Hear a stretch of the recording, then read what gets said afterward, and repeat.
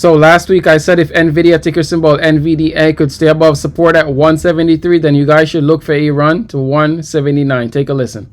Now to the upside, if Nvidia can stay above current support at 173, then I want you guys to look for a 3% run back to 179. So looking at the current chart, you can see that Nvidia did end up holding my support zone, and as a result we did see a price increase back to 179. Now let's take a look at how I would have played this. So if I was planning to go long, once Nvidia starts pulling back below 173, I am definitely hands off. But once the stock starts going back upwards and breaking back above 173, that's when I would look to go long, putting my stop loss just below this tail right here. And then I would look to take my profit at 179, which was 3 times my risk. Now today's guest on CNBC says that demand for Nvidia is at its weakest since early May. Take a listen.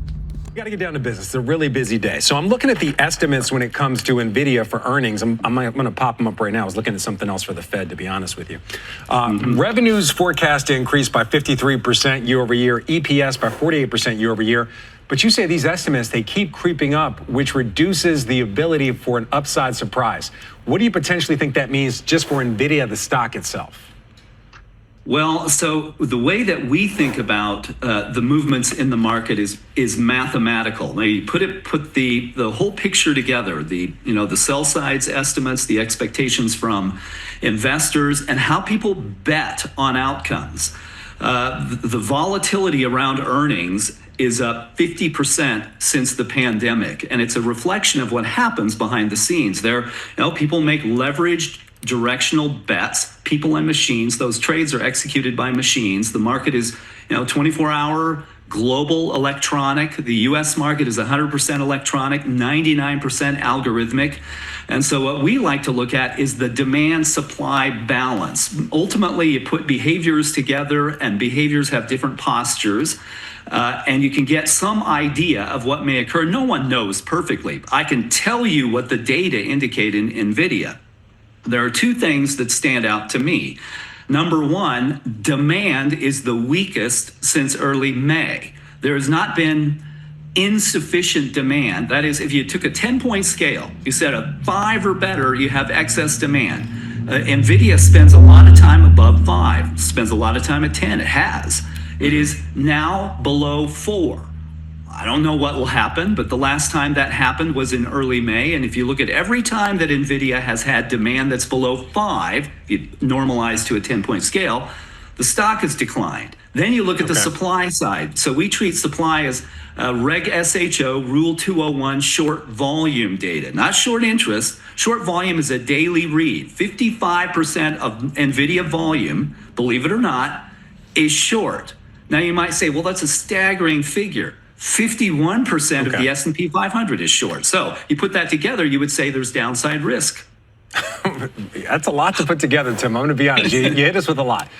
Very quickly, I got time for one more very quick question. The options market's implying about a 6% move to the upside or downside for Nvidia. What do you think that means for the broader market? We have to keep in mind Nvidia has about an 8% weighting in the S&P. Well, the market has topped demand and rising supply. So if those bets are correct, and we don't know, right? We'll see how it goes. There is downside risk. It reminds me of Herb Stein's law. Something cannot last forever. It will stop.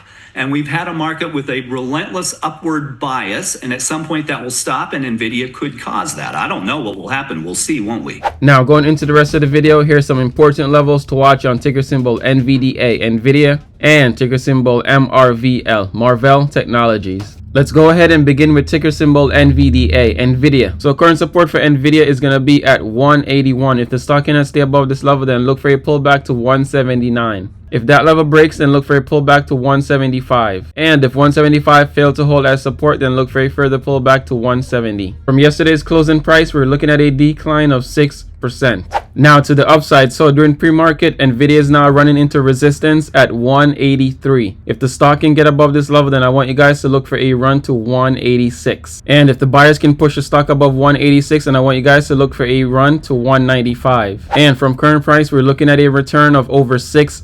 6%. Overall, based on my analysis, we could see a run for Nvidia to 203. And from current price, we're looking at a return of over 11%. Now let's go ahead and take a look at ticker symbol MRVL, Marvell Technology. So based on my analysis, this stock has a upside potential of over 52%. And that is to my price target at 113. With that said, current support for Marvell is going to be at $70 per share. If the stock cannot stay above this level, then I want you guys to look for a pullback to $63. And if that level breaks, then look for a further pullback to $59.37. Now to the upside, if the stock can break above resistance at $76, then I want you guys to look for a 13% run to $84. And if buyers can push the stock above $84 and use this level as support, then look for a further run to $91 per share. And from current price, we're looking at a return of over 22%. Alright guys, I hope that you enjoyed today's video. If you did, leave a like, leave a comment, and let's get this video out to more viewers. As always, thanks for watching, and I'll see you guys in the next one.